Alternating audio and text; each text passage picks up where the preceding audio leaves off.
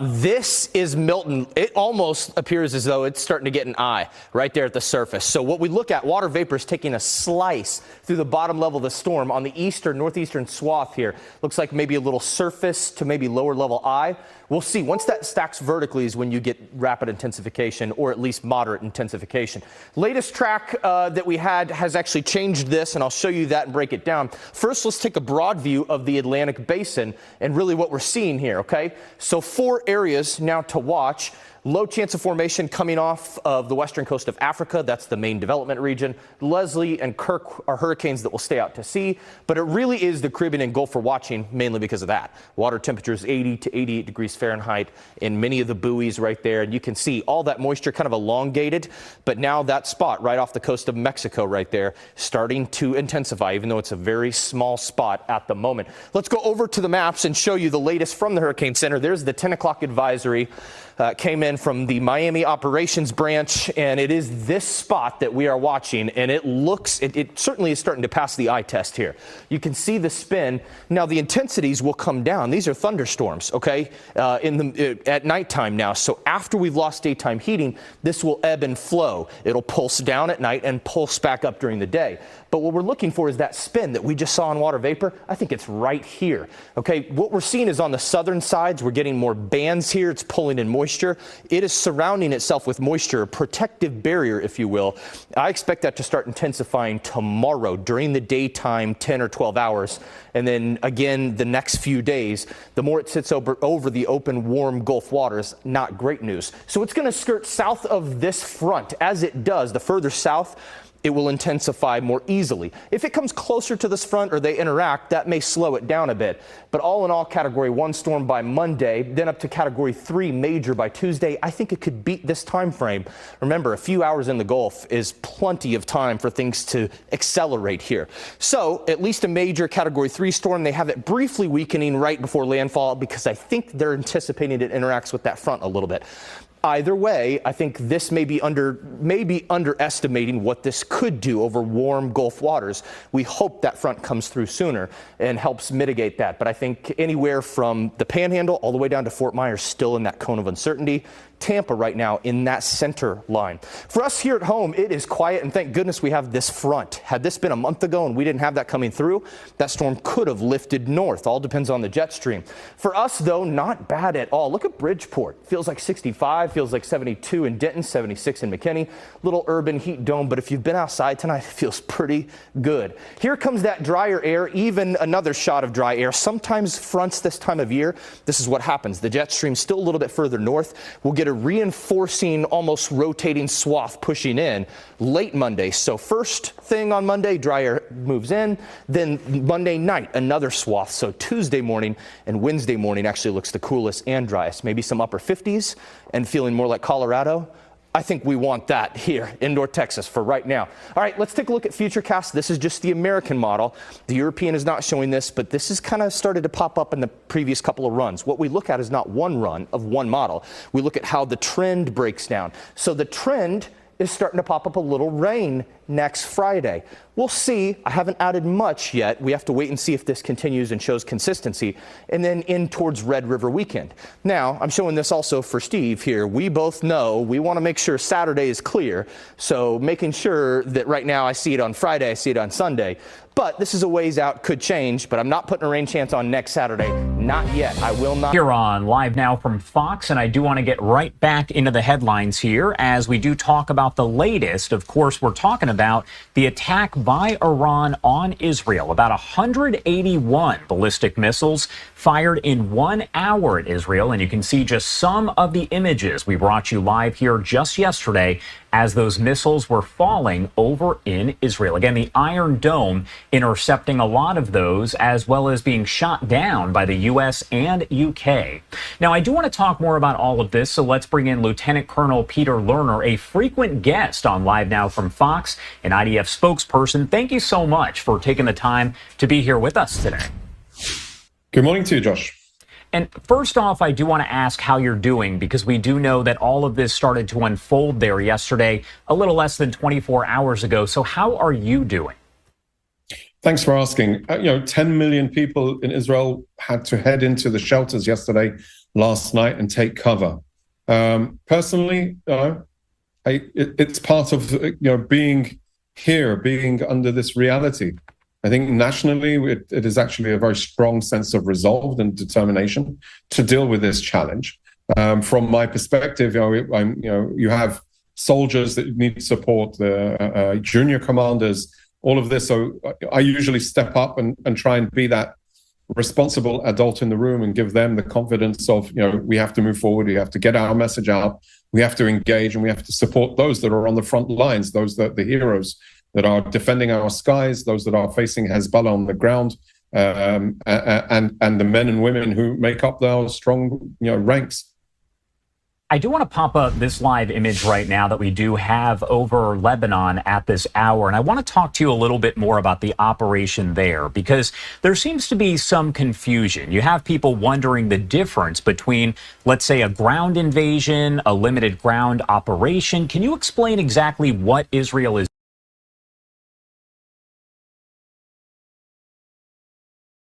on?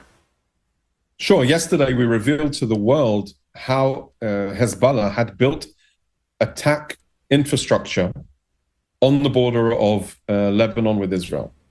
We showed that over the course of several months, we had conducted covert special operations activities that had gone in, found this infrastructure, which were made up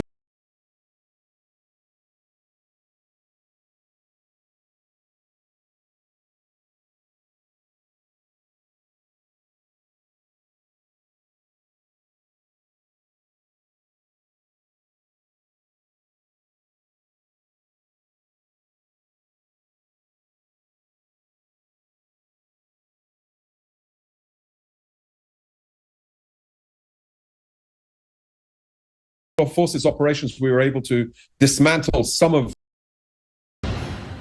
Tensions in the Middle East are fueling fears of a wider war. Israel vowing to make Iran pay for its second firing this year of missiles into its territory.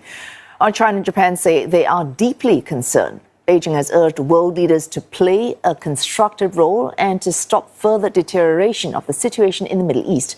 Chinese state media earlier announcing the successful evacuation of more than 200 of its citizens from Lebanon. South Korea making similar moves. President Yoon Suk-yeol ordering a dispatch of military aircraft to fly its citizens out. Mr. Yoon says the government has set up a 24-hour monitoring system for related risks, but has emphasized that South Koreans in the region are his top priority. 무엇보다 중요한 것은 우리 국민을 보호하는 것입니다. 현지에 계신 국민들의 안전을 위해 필요한 모든 조치를 취해주기 바랍니다.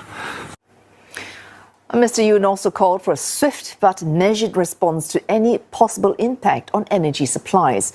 South Korea is the world's fourth largest importer of crude oil, with most of that coming from the Middle East. The United States says it was discussing a joint response and that it would work with Israel as longtime partner to ensure Iran faced severe consequences. Iran has warned the United States not to get involved. Supreme Leader Ayatollah Ali Khamenei has blamed Washington and its allies for escalating regional tensions. اینا اگر شرشون را از این منطقه کم بکنن بدون شک این درگیری ها، این جنگ ها، این برخوردها به کلی از بین خواهد رفت. به کشورهای منطقه میتونن خودشون رو اداره کنن، منطقهشون رو اداره کنن. On the ground in Lebanon, Israel has issued a new warning for people in around 25 villages in the south. The alert comes as the IDF renews its bombardment of the Lebanese capital, with at least a dozen airstrikes against what it said were targets belonging to Hezbollah. Hezbollah has announced new clashes with Israeli soldiers at a town in the south. The group also claiming it has conducted retaliatory strikes targeting Israeli forces in northern Haifa city. And for more of this, Trent Murray joins us live from Tel Aviv. Trent, the UN Security Council holding a meeting today on this conflict. Meanwhile, Israel has banned the UN chief, Antonio Guterres, from entering Israel. How could Israel's strained relations with the United Nations impact its military operations, its military campaign, pardon me?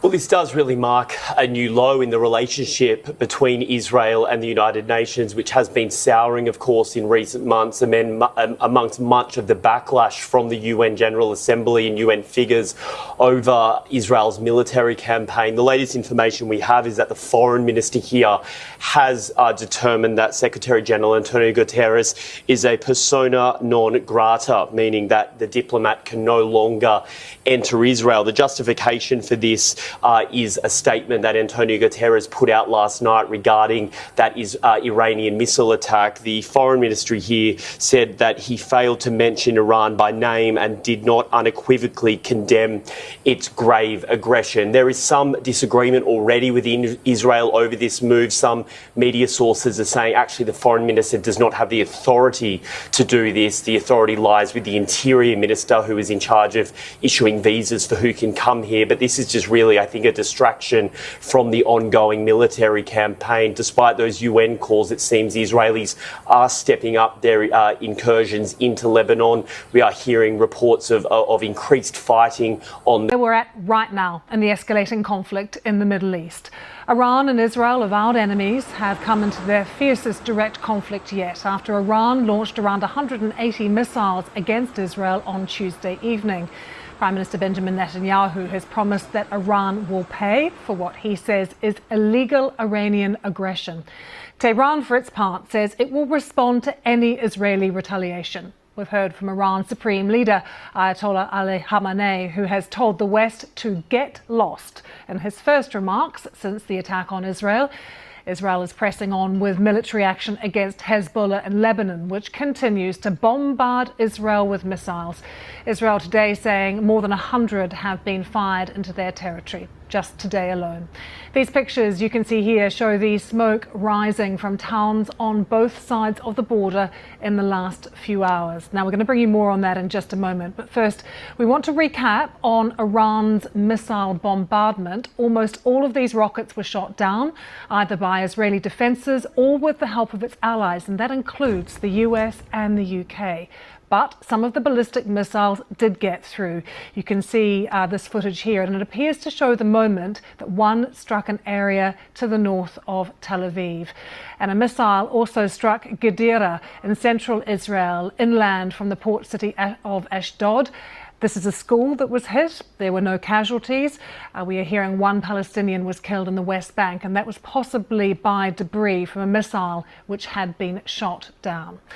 Meanwhile, Israel has banned the UN Secretary General Antonio Guterres from entering the country, accusing him of failing to unequivocally condemn Iran's missile attack on Israel. Mr. Guterres has not yet responded. On Tuesday, he did call for a ceasefire. And as we wait to find out what happens next, there are signs both sides are preparing for all eventualities. We've got Iran warning the US against intervention, and the US moving another aircraft carrier battle group to the eastern Mediterranean. We're going to be talking to our correspondent in Beirut, Lina Sinjab, very, very shortly. She's joining us now. But first, we did want to take you to northern Israel and our correspondent who is there, Nick Beek. Nick, very good to see you. What has been happening today in terms of activity on the border? Well, Lucy, you mentioned that a lot of rockets have been fired today by Hezbollah from Lebanon, which is just over the hills behind us. And we certainly heard some of those being intercepted. The Iron Dome, the Israeli defense doing its work, and those missiles being intercepted and then falling to the ground. What we've also heard today are more explosions going in the other direction. So Israeli artillery firing towards Hezbollah positions. Early this morning, Hezbollah said that they were engaged in direct contact, in direct fighting with the Israelis, and that they took casualties. Now, there hasn't been any official word from the Israelis today. We may expect to hear that in the hours to come, but there have been reports that some Israeli soldiers have been certainly injured in that. Hezbollah are also saying that in the last hour or so there's been a second town where there has been fighting. But of course, from where we are, it's extremely hard to ascertain what exactly has happened, Lucy. There has been a short IDF statement in the past 10 minutes or so, the Israeli Defense Forces saying that they are now in close range encounters in southern Lebanon, so confirming that there is fighting. They don't talk about any potential casualties, but they do say that they have destroyed many terrorist infrastructures, as they put it, referring to Hezbollah positions. And Nick, what has been the reaction in northern Israel to these ballistic missiles that were launched from Iran last night? Well, for lots of communities, Lucy, here in the north of Israel, for the past year or so, their lives have been coloured by what's happening because there's been this almost daily exchange of fire between the Israeli military and Hezbollah. Hezbollah started firing on the 8th of October, remember, a day after the Hamas attacks, when the fighters broke out of Gaza, and Hezbollah said they were doing this in solidarity. So people here are used to it. It doesn't make it any easier for them. A lot of them have been displaced. So people we've been talking to around the location where we're talking to you today from, they would like to be going back to their homes, which are closer to the border, but they haven't been able to. And just talking to them last night, some people were pleased that this action is being taken, strong action as they described it, to take on Hezbollah, to take out a lot of the top leadership and now move into Lebanon itself, but also other people mindful about what may come next and making the point that we are in what seems to be a spiral of violence with no immediate way out of it. And in terms of what might come next, Nick, we've heard from the IDF that they want this to be precise and targeted, their actions in Lebanon at the moment. But do people there think that the IDF might need to stay in southern Lebanon for some time? Well, certainly, if they were to do that, they would need more troops, Lucy, if they were to create some sort of buffer zone. And could you say that there are indications that that is coming? Well, possibly, because this morning the Israeli Defense Forces said that they were sending another division, so potentially thousands of troops, to this arena, to this place, to the north of the country, the border with Lebanon. Now, that is either for the ongoing operations, which you say Israel is characterizing as quite short-term raids going in and out, not particularly far into Lebanon, they say, but could it... Attack on Israel from Iran has increased fears of regional war. Let's speak to Iranian political analyst Hamid Reza Gholamzadeh. Very good to talk to you today. What response inside Iran do you fear after last night's barrage on Israel? Thank you very much for having me. The feeling here and the emotions here across Iran is that people are showing their content and happiness with what has happened, especially after the assassination of Ismail Haniyeh inside Tehran. Many people were asking and demanding the government to retaliate that operation, but it did not happen, and it was turning into some sort of disappointment for any reactions. But what happened last night turned people into the streets, and we had many people on the streets of Tehran and other cities, especially those cities from which missiles were actually launched. And people went to the streets to celebrate and to chant the slogans and such things to show their happiness with what has happened last night. But what did happen last night, some would argue, is largely symbolic. 180 missiles fired across, nobody hurt apart from one Palestinian, we believe, in Jericho. How much of it was about sending a message to the Iranian people? How much of it was about sending a message to Israel? It was not actually a plan to hit all the targets to the ground, because we know that Israelis are taking advantage of a good defense capability. But it was important to pass through that defense system, defense shield, and of course hit some targets. And according to the reports, both from Iranians and also from the Israelis, we know that some air bases and some assets have been actually targeted and successfully hit by the missiles. Usually, we know that from decades of conflict between Iran and Israel, we know that Iran is reluctant on taking casualties, human casualties, from the Israelis, and has always warned the Israelis not to do so. So if it did not have any, according to the reports, of course, we are not sure about that, but if there is no human casualties, it is because it's not Iran is not insisting on taking such casualties. The one person that you mentioned, according to the news sources in the scene, at the scene, it was because of the actually some damage from the Iron Dome missile, actually, according to the report that has fallen him, and he passed away. We understand that shrapnel may have come down and started a fire. Despite last night, is there a way, do you think, to dial down the tension to avoid this escalating even further?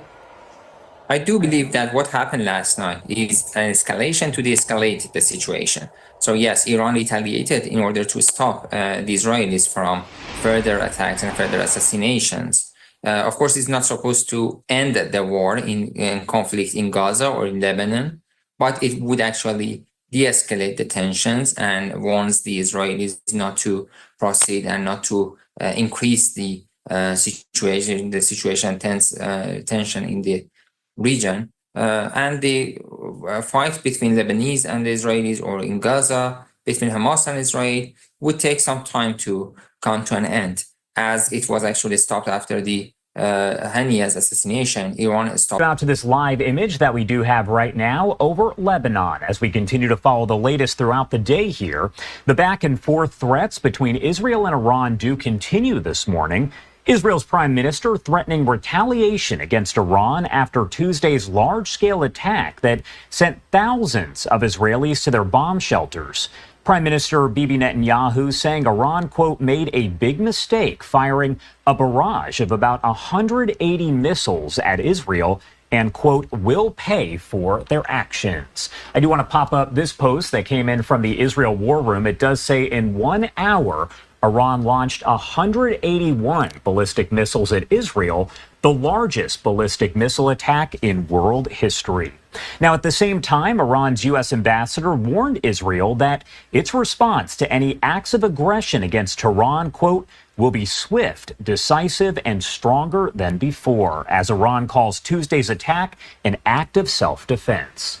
Also important to note that coming up, the United Nations Security Council is expected to hold an emergency meeting on the escalation in the Middle East. That meeting comes at the request of both Israel and France and is expected to begin in just about 2 hours here at 10 a.m. Eastern Time. Obviously, a lot left to discuss here. Let's bring in a friend of the show, Mark Chandler, the Director of Government Relations and Professor of Practice at Coastal Carolina University, also a former senior defense intelligence official. Thank you so much, as always, for taking the time to be here with us and help break all of this down. Good morning, Josh, and you're welcome for being here. Hopefully we can create some understanding today. You always do. So first off, I do want to talk to you about the attack overall by Iran on Israel yesterday. Again, we're talking 181 ballistic missiles. Is that essentially Iran's, let's say, declaration of war against Israel?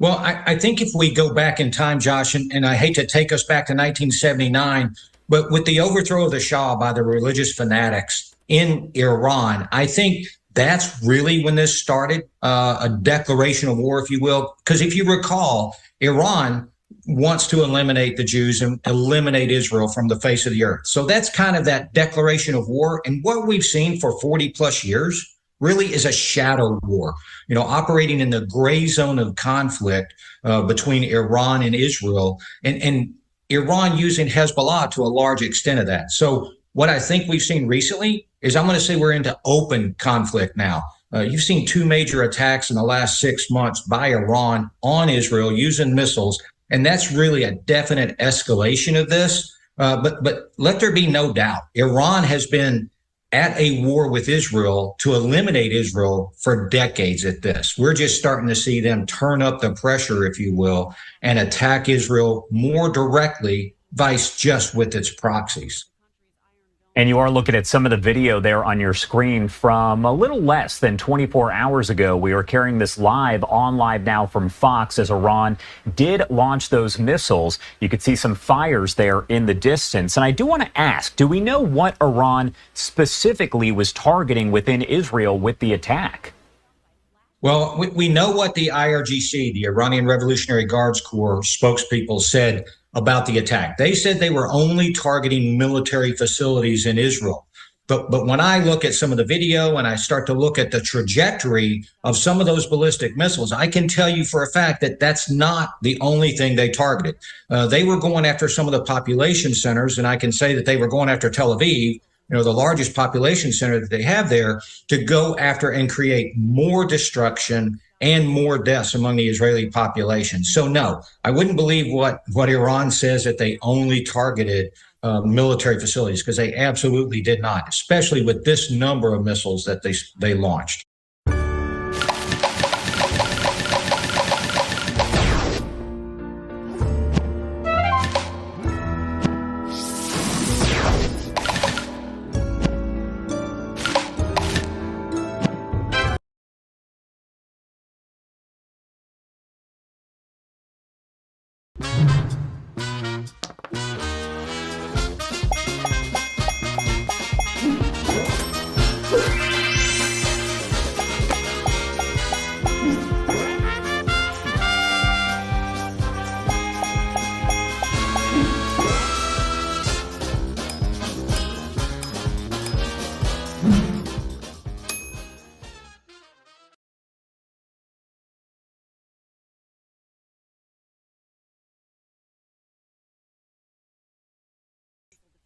Let's talk about Mohamed Morandi from the University of Tehran joins us now. Thank you very much for being with us, Professor. I just wonder, first of all, what has Iran achieved by this attack on Israel?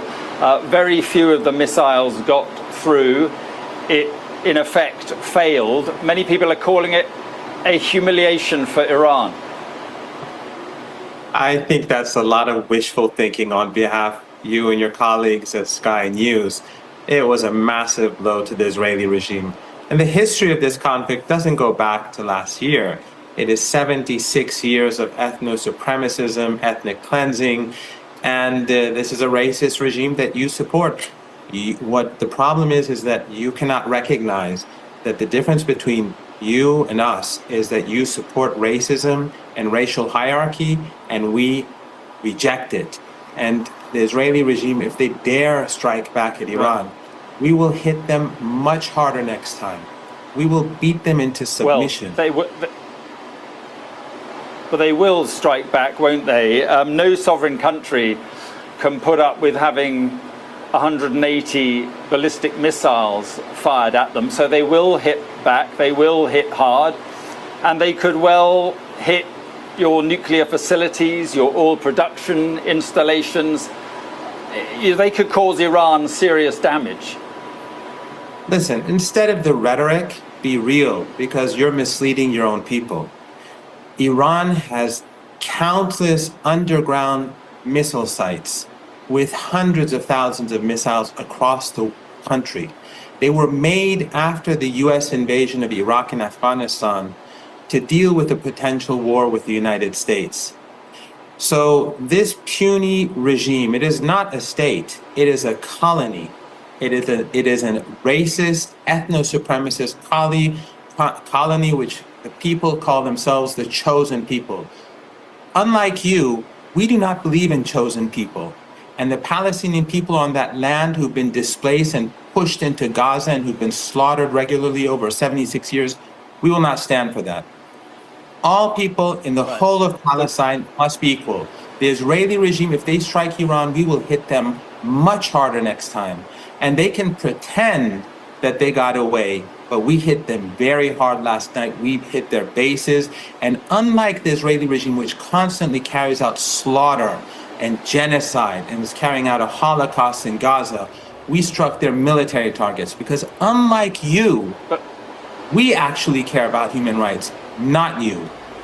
Professor, let me just say that we're on the verge of an all-out war, or certainly a war between Israel and Iran. It could be a war that Iran loses. If Iran does lose that war, do you think that the current Iranian regime could survive a defeat? Because that is if what you say is right and Iran is going to hit back even harder, that could be where this all ends up. Iran will not hit back harder. Iran will hit back much harder. The head of the Iranian forces says Iran will target and destroy all of the Israeli regime's infrastructure. This was the tip of the iceberg. Iran out in the streets of Tehran moments after the rocket attacks subsided. The world now waiting to see how Israel will respond. Iran made a big mistake tonight, and it will pay for it. The regime in Iran does not understand our determination to defend ourselves and our determination to retaliate against our enemies. We will stand by the rule we established. Whoever attacks us, we will attack him. Iran's Armed Forces Chief of Staff dismissing that warning. He says Israel should prepare for more strikes if it continues aggression. If the Zionist regime that has gone crazy is not controlled by America and Europe and wants to continue these crimes or wants to do anything against our sovereignty and territorial integrity, tonight's operation will be repeated several times stronger and all their infrastructure will be targeted. CNN political and national security analyst David Sanger, also, of course, longtime New York Times correspondent, joins us now. David, honestly, there's no one I would rather talk to on a morning like this as the world waits to find out what Israel is going to do here. And I was just reading your piece in the Times, and I actually wanted to ask you, I mean, it seems like the question about how Israel is going to retaliate here does seem to come down to, I mean, there were several Israeli officials that were on with my colleague Wolf Blitzer last night. Naftali Bennett, former prime minister, Michael Oren, the former Israeli ambassador to Washington. And they both had pretty hawkish things to say about Israel seizing this moment to take on and attack, frankly, the Iranian nuclear facilities. And you write in your piece that that is something that Benjamin Netanyahu, the prime minister, has been looking for an opening to potentially do for many years. Do you think that is on the table here? And what does that mean in terms of escalation? Well, I think it's on the table, Casey. I'm not sure they're going to go that far. And certainly the Biden administration is urging them not to. But let's just step back for a moment. The wider war that we spent the past year trying to avoid, it's here. It's upon us, right? I mean, what it meant was don't spread the Gaza war, the war against Hamas, elsewhere. And now, of course, we have seen Israel go after Hezbollah, kill its leader. We've seen Israeli attacks and our Houthi attack on Israel and an Israeli counterattack. And now we have seen for the second time in 6 months, Iran sending missiles directly at Israel. They had not really done that since the 1979 Iranian Revolution. So on all fronts, we're there. And then the question is, does Prime Minister Netanyahu choose this moment to escalate further and take out what's the true long-term threat to Israel, which of course is the nuclear program, or does he say, this is going to get us on a cycle we can't stop? And that's the administration's view. And frankly, that's the decision I think we'll know about in the next 24 to 48 hours. Really interesting. And David, you write this, you note, of course, that American officials believe they can persuade Mr. Netanyahu to make his point without setting off a full-blown war. But they concede, you write, that the Israeli prime minister may see the next 5 weeks until the American presidential election as a right moment to try to set that program back by years. After all, former President Donald J. Trump would not complain about a major attack on Iran's military infrastructure, and Democrats cannot afford to be accused of restraining Israel after Tuesday's missile attack. Pledged to punish Iran for its missile attack on Israel, saying Iran would pay for its attack across the country on Tuesday. Israelis were told to take refuge in bomb shelters as explosions lit up the night sky. Iran warned that it would hit all of Israel's infrastructure if it retaliated. Well, the Israeli Defense Forces said that around 180 missiles were launched towards Israel around 5:30 p.m. local time on Tuesday. They were fired across huge areas of Israel, including its largest city, Tel Aviv, and Jerusalem.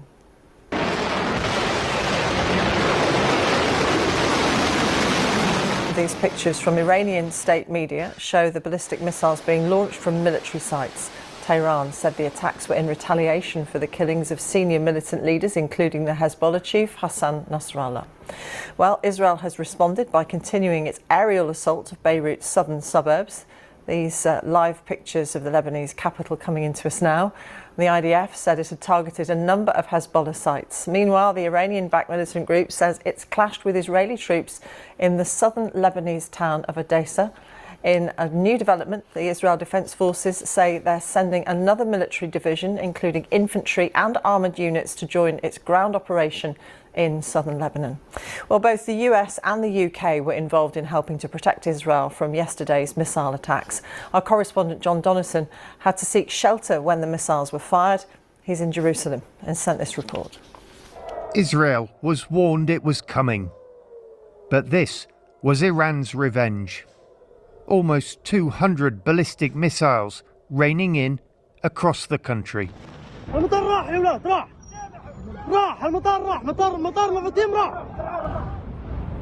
God. Okay guys, we gotta get off the roof. These are coming down right next to us here. As people ran for shelter, with the Iranian missiles travelling some 2,000 kilometres in only around 12 minutes, Israel's defence system was at full stretch. The Israeli Prime Minister Benjamin Netanyahu said Iran would pay a terrible price. Iran made a big mistake tonight, and it will pay for it. The regime in Iran does not understand our determination to defend ourselves and our determination to retaliate against our enemies. We will stand by the rule we established. Whoever attacks us, we will attack them.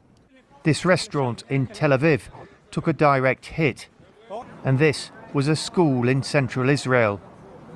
The US said it helped in shooting down some of the missiles. Its intelligence agencies had alerted Israel to an imminent attack. And last night, President Biden said they were fully supportive of Israel. Based on what we know now, the attack appears to have been defeated and ineffective. And this is testament to Israeli military capability and U.S. military. It's also a testament to intensive planning between the United States and Israel to anticipate and defend against the brazen attack we expected. Make no mistake, the United States is fully supportive of Israel. In Gaza last night, as Iran pounded Israel, there were celebrations, as there were in the Iranian capital too. Iran had vowed vengeance after Israel assassinated Hassan Nasrallah, the leader of the Iranian-backed Lebanese militia Hezbollah, on Friday. And Iran killed the leader of Hamas, Ismail Haniyeh, on Iranian soil back in July. For months now, diplomats have tried to stop the year-long war in Gaza from engulfing the region. They've failed, and after last night's unprecedented Iranian attacks, Israel is expected to hit back hard. John Donison, BBC News, Jerusalem. The German Chancellor Olaf Scholz said Iran is risking setting the entire region on fire. Mr. Scholz said this must be prevented at all costs and called on Iran and Hezbollah to immediately end their attacks on Israel. Well, the UK's Ministry of Defence has confirmed that British forces, in their words, played a part in attempts to prevent further escalation in the Middle East. No operational details were given, but the BBC understands that it means UK fighter jets were involved as they were. At least 84 people are dead, and the death toll is still expected to rise after Hurricane Helene. Good evening, I'm Blake Hansen. 3 days after Helene roared ashore as a Category 4 storm, crews are still trying to reach areas in North Carolina cut off by washed out roads and flooding. The western mountain city of Asheville alone reported 30 deaths. President Biden is now planning to visit the region this week so long as it's not disruptive.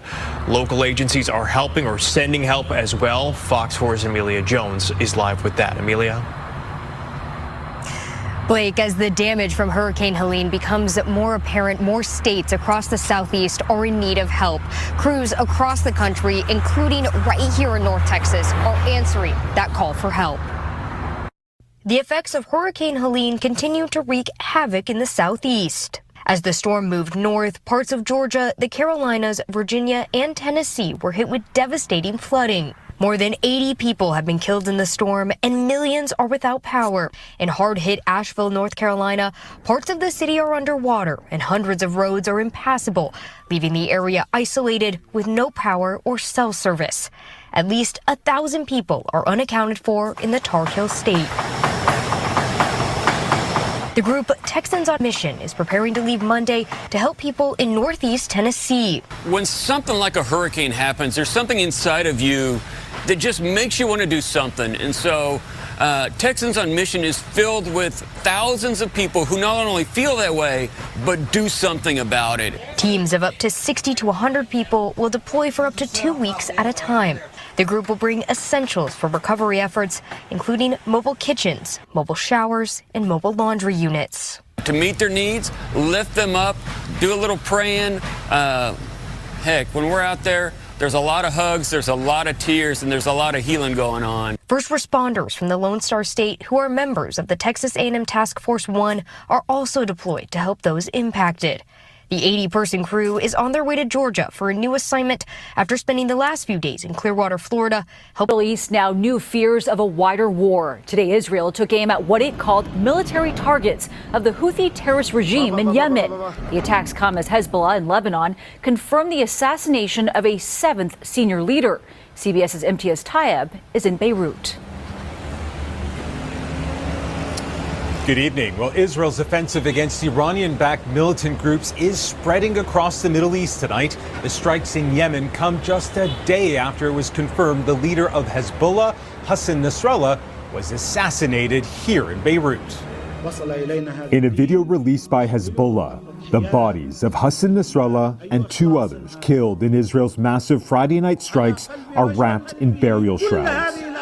As Israeli warplanes continue to pound the same southern Beirut neighborhood he was targeted in. At least 19 Hezbollah commanders have been killed over the past few months, including one today. But the deadliest Israeli strike was on this building in southern Lebanon, where displaced people had been sheltering in the predominantly Christian village of Ain al-Delb, killing at least 30. In this video posted online, a young man says he's trapped under the rubble and names the same street and building where the strike took place as he pleads for help. A humanitarian crisis is now rapidly unfolding across Lebanon, with nearly 1 million people internally displaced, according to the country's prime minister. On this quiet street in Beirut, a school has now become a safe haven. It's here we met Mohammed Hamoud, who's helping hundreds of families, and tells us the U.S. needs to pressure Israel to stop striking Lebanon. What is your message to President Biden? Help us to get out of the war. Now, Israel struck more targets in Lebanon today, pressing Hezbollah with new attacks after killing the group's leader as well as other leaders. This comes as the White House continues to push for a ceasefire and diplomatic solution in the Middle East. President Biden says an all-out war has to be avoided and that he plans to speak to Israeli Prime Minister Benjamin Netanyahu. As relations between the two leaders have been strained, the Biden administration did not receive advance warning of the Israeli strike that killed Hezbollah's leader. But National Security Council's John Kirby says that Hezbollah leadership being decimated works to Israel's advantage and is good for the region. U.S. officials tell CBS News that Hezbollah's missile capabilities have also been significantly degraded. Defense Secretary Lloyd Austin says the U.S. is determined to prevent Iran or its proxies from exploiting the situation and expanding the conflict.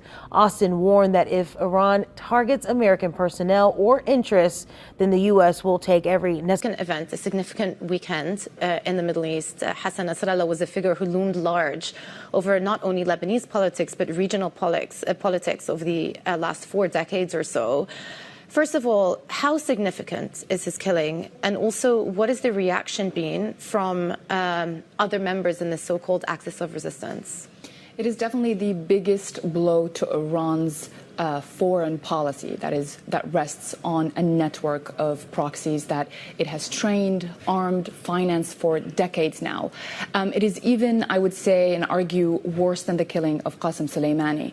It was Nasrallah who rose to that challenge and filled the vacuum left by Soleimani for the proxy groups. Hezbollah amended ties between Iran and Hamas, between Syria and Hamas, and deepened this network. He was personally close to a lot of these groups around the region. And reportedly, Hezbollah even trained Houthi rebels in Yemen. And you see the Houthi leader in some of his televised speeches resembling a lot of Nasrallah, his attitude, the way he speaks. And so almost kind of a copy of the group. So Nasrallah had a powerful influence. So Hezbollah was not just powerful militarily, but influential in the region, especially with these proxy groups. So his absence will definitely have an impact on them morale-wise, and of course, militarily, and guidance from him. And of course, this is Israel almost regaining that confidence it lost during the October 7 attack, right? Regaining that image of being the strongest army in the region that was severely hit with the October 7 attack when Hamas militants invaded. So Hezbollah over the last couple of weeks has taken many hits. There was the device explosions that critically injured 3,000 more plus operatives. And then you've had the killing of Hassan Nasrallah alongside many other senior commanders as well. So what we're looking at today is a really debilitated Hezbollah. The real question that everyone's asking is whether Iran is going to show up in a meaningful capacity and support Hezbollah's regrouping efforts. What are we hearing from Iran right now? So far, the reactions have been all rhetoric, right? They were saying, we will retaliate, this is not something we will be silent over. Or we saw yesterday also from Iranian officials saying, if the international community is not going to hold Israel accountable, then we will do this. And Khamenei himself, the supreme leader a few months ago, and a few weeks ago, and after Haniyeh's killing, he said it is okay to take a tactical retreat from the fight with Israel. So Iran is in a very difficult position because now Israel is going after every single of its major figures, right? So it's Nasrallah, so it's Haniyeh. And in Tehran, that message was that we can go after you anywhere in the world, especially in Iran, if you think that's safe enough. So there is a big fear of what Israel's reaction would be. And it's even now, after Nasrallah's killing, is still relentless airstrikes on Lebanon, and it hasn't stopped. And the question is, when does Israel think Hezbollah is dismantled, destroyed enough to, of course... The military dramatically struck back against its enemies in the Middle East today, launching missile strikes on a port in Yemen and the Iranian-backed Houthi rebels in the country. And it continued its onslaught in Lebanon with further strikes, its missiles killing 7 senior Hezbollah commanders in all.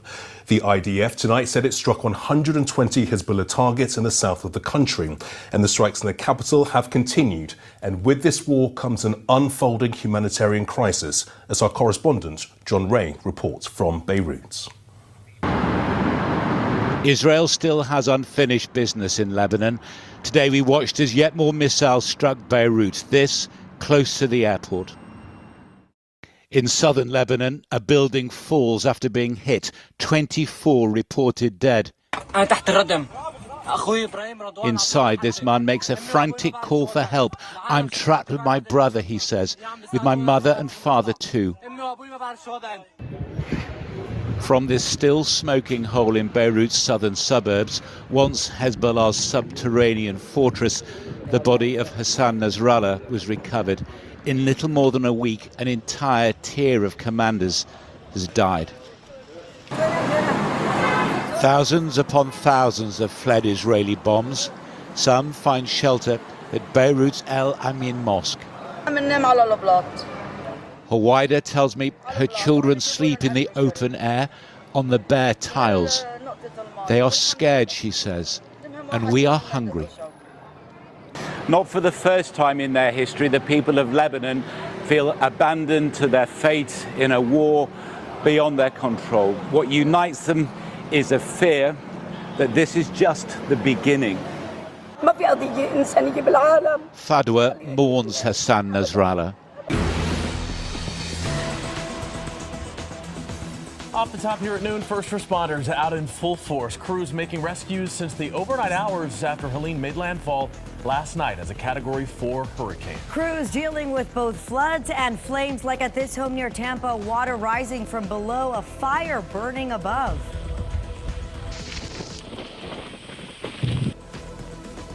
Lightning strikes causing power lines and transformers to spark. Millions left without power in Helene's wake. And the city of Atlanta under a flash flood emergency until the end of the hour. A live look now at Myrtle Beach, South Carolina. Flags flapping and waves crashing. The system still causing problems as it moves north.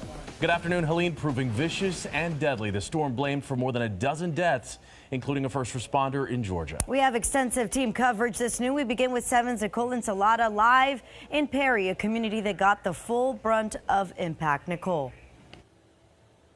Well, they absolutely did. And you know, this is not for the first time. They have had 3 storms since last year. But let's show you a little bit of the latest one. We are on one of the main streets here in Perry, and you can see in this motel, all right, you see what looks like an awning that's down, right? The gutter broken. But take a look when you go further down and you get the full picture. This entire awning came down. I spoke off camera to a gentleman here. He said no one was hurt, thankfully, but look at that. Let's go ahead and show you some video. Here in Perry, we're going to show you first a house that had a tree come down, and tree damages, that's what you see most of around here. Not only did it come down very close to the house, but also pulled down power lines. Fortunately, though, it spared the house. And we can go to our next piece of video, just more damage, this time a store that actually has been shut down for a while, but the folks still own it. They've owned it for decades, and they have tried very hard to make sure that everything, stays the way it's supposed to be, and to make sure it was secured. But boy, a whole wall, cinder blocks came right in, and the roof came down as well. Folks, early this morning, though, also reflecting on how it all went last night. It was rough. It was very windy. Everything was just moving everywhere. Just a lot of wind. You could hear the trees snapping outside and rain. Dozens of people are dead. Others stranded after Hurricane Helene leaves a massive path of destruction in Florida and across the South. Now, rescuers are still underway tonight. The damage is estimated to be between $15 and $26 billion. Chris Wolf in our news center. He's got a look at the damage and the situation there at this hour. Chris? Yeah, Rick and Court, the death toll is expected to rise, but at last word, Helene had killed at least 45 people, including 3 firefighters, a woman and her newborn twins, and an 89-year-old woman whose home was struck by a falling tree. Tonight, public safety personnel are warning residents in eastern Tennessee to get to higher ground immediately to avoid flash flooding downstream from a dam, which is expected to fail at any moment. It came, it conquered, it killed, it destroyed. Anybody in your house? Fire department! Come on out, we got a boat! Hurricane Helene made landfall in Florida's Big Bend region along the Gulf Coast late Thursday night, packing winds of up to 140 miles an hour. It weakened, but continued barreling up through Georgia. The storm, which ranks among the most powerful to strike the United States, continued to pound the region with high winds, extensive rainfall, and what's described as catastrophic flash flooding. It's hard to take in. However bad we imagined it would be when we were fighting this thing in the darkness, it's so much worse in the daylight. At last word, nearly 5 million utility customers were without power in Florida, Georgia, North and South Carolina. Emergency crews have been working around the clock, plucking victims, people, pets from the murky floodwaters. Help on the back of my truck. One Good Samaritan used his airboat to rescue neighbors trapped in high water and debris in the Tampa, Florida area. Crazy looking, man. like I said, we've never seen it. Hurricane, but still taking homes and lives. The massive hurricane that slammed into Florida, overwhelming first responders. Rescues along the East Coast from Florida to South Carolina. In Tennessee, a hospital sending out an SOS when it became surrounded by water. Patients stranded, forced onto the roof, and airlifted out. Helene made landfall on Florida's Gulf Coast, but the impact stretching 1,000 miles across 15 states, killing dozens. Overnight, desperate residents posting previews of what daylight would bring. And in Clearwater, fire departments battling flash floods and flames, searching for those stranded. Anybody in your house? With that massive hurricane now comes the massive response. Local, state, and federal resources all allocated towards Florida and the full power, of course, of the U.S. military. Here in Keaton Beach, devastation as far as you can see. We have a lot of memories there. A lot. Boats tossed onto land and homes completely flattened. It's just sad. Janine McMullen raised her family in Keaton Beach. Her house is still standing, but half of it is underwater. I told my oldest grandson this morning that I was pretty sure my house was gone. He said it'd be all right, and that as long as we were all safe, and we are.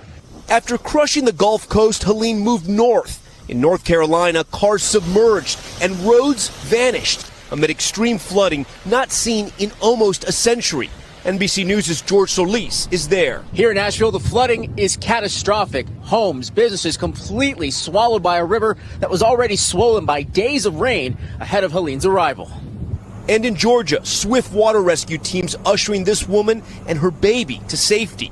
NBC's Priya Sridhar is on the ground. This is one of several neighborhoods here in Atlanta that's completely underwater. It's unclear exactly when this water will recede so people can return to their properties and begin to assess the damage.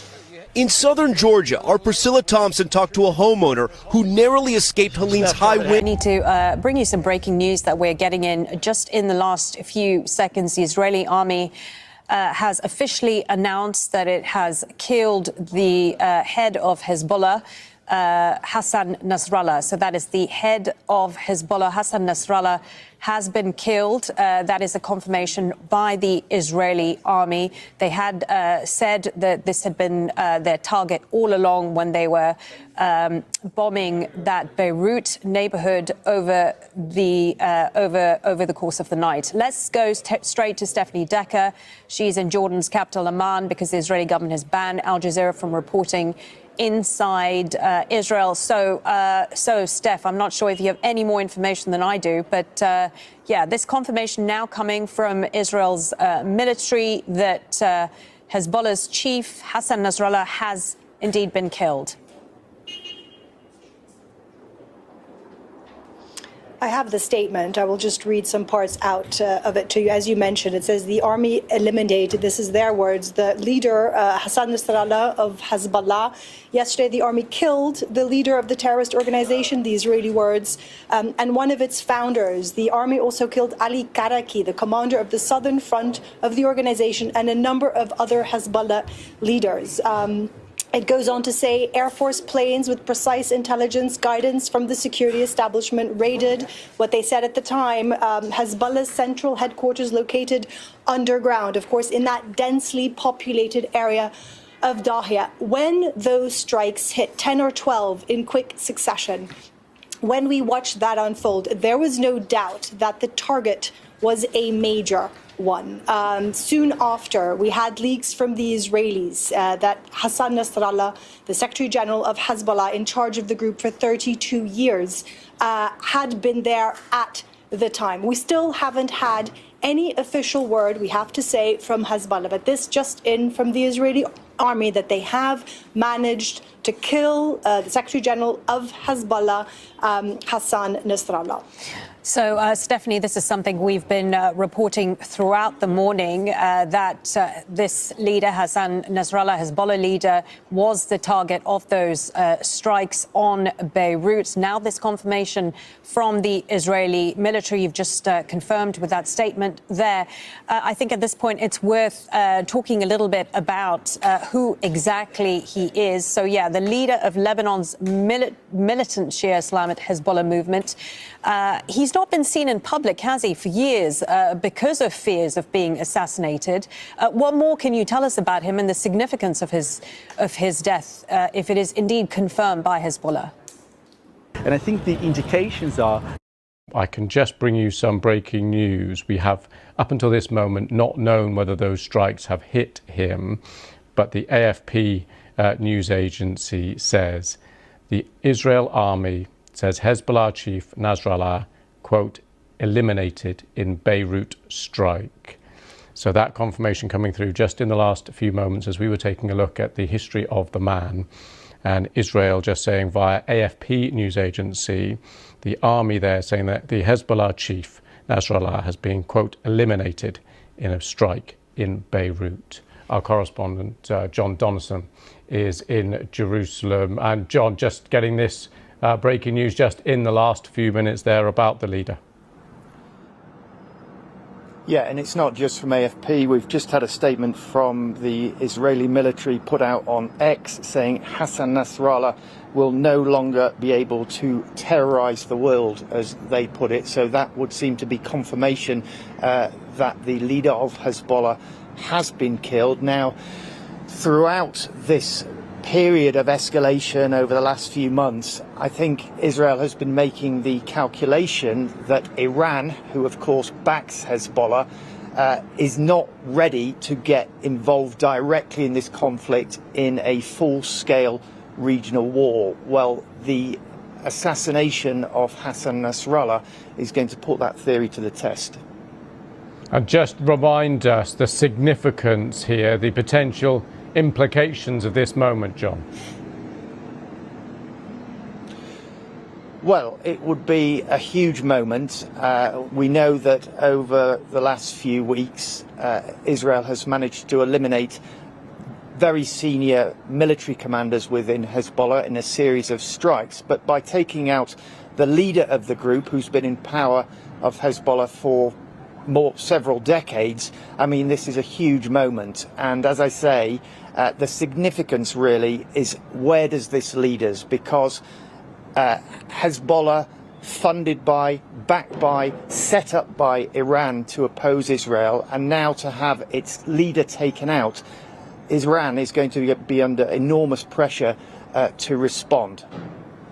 Okay, John, thank you very much for that. Just want to head straight now live to Beirut. Hugo Bashega is there for us. Hugo, we had these reports that he had been targeted, that Hassan Nasrallah had been targeted, but until a few minutes ago, we had no confirmation as to what had actually happened. Now we have that confirmation from the Israel our military that he has been killed.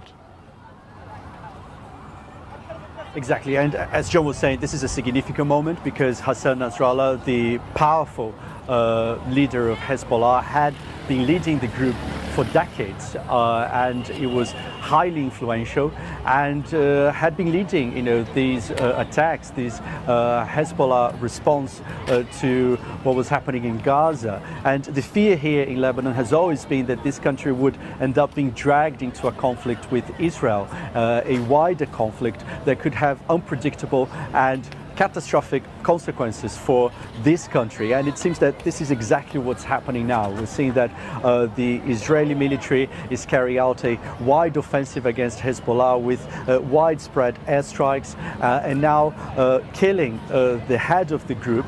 So what the Israeli military will see as a very successful operation in degrading Hezbollah, in weakening Hezbollah, which is a powerful organization. It's always been seen by the Israeli military as much more powerful than Hamas. It is a